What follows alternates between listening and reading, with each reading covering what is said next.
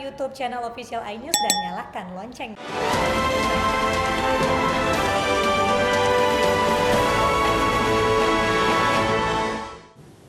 Pemirsa, peluang Anindya Novian Bakri menduduki jabatan sebagai Ketua Umum Kamar Dagang dan Industri Indonesia semakin terbuka lebar. Dukungan terus mengalir dari Kadin daerah agar putra pengusaha ternama Abu Rizal Bakri ini menjadi Ketua Umum Kadin Pusat. Jalan Anindya Novian Bakri untuk menduduki jabatan Ketua Umum Kadin Indonesia semakin terbuka lebar. Kali ini Wakil Ketua Kadin Indonesia ini mendapat dukungan dari Kadin Provinsi Jawa Barat dan Jawa Timur. Dukungan disampaikan saat Anindya Bakri menghadiri acara buka puasa bersama anak yatim di Bandung dan Lamongan. Kita mendukung Mas Anin ini bukan tiba-tiba, berdasarkan rapat yang panjang, Dewan Pertimbangan, Dewan Kehormatan, Dewan Kas, termasuk rakor di tingkat kota kabupaten Kadin, termasuk terakhir kami kemarin rapat harian. Kadin Jawa Barat mendukung penuh Mas Anindya Bakri menjadi Ketua Umum Kadin Indonesia masa bakti 2021-2026.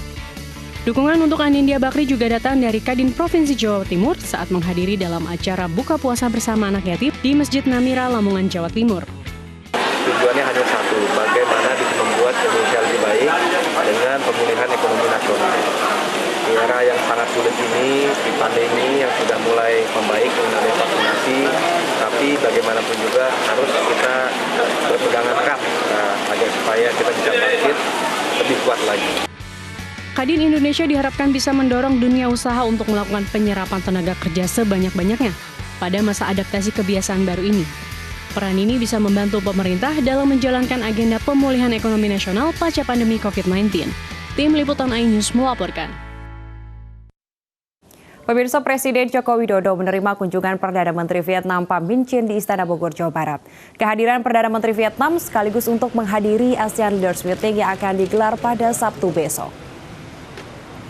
Presiden Joko Widodo mengucapkan selamat kepada Perdana Menteri Vietnam Pham Minh Chinh yang baru saja dilantik pada 5 April lalu menggantikan Nguyen Xuan Phuc yang terpilih sebagai presiden.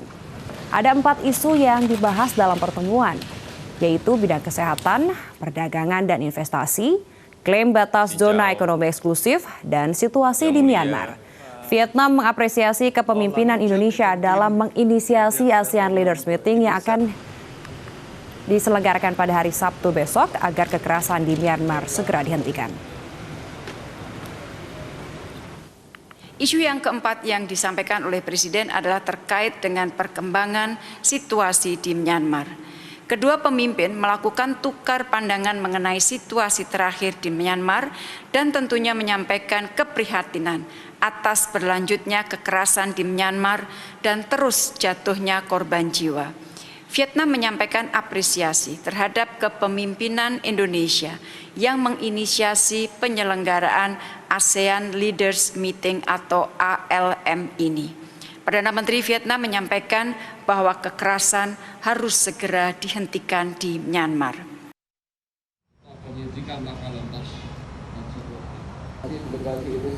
Terkait dengan pelaksanaan ASEAN Leaders Meeting yang akan digelar di kantor ASEAN Kebayoran Baru, Jakarta Selatan, Kepala Korlantas Polri, Irjen Pol Istiono mengatakan pihaknya siap memberikan pelayanan terbaik.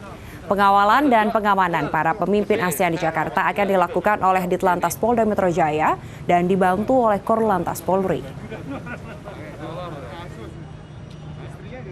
Hari ini telah disiapkan oleh Ditlantas Polda Metro Jaya dan jajarannya di backup oleh Korlantas untuk melakukan pengamanan. Terima kasih Pak Ditlantas.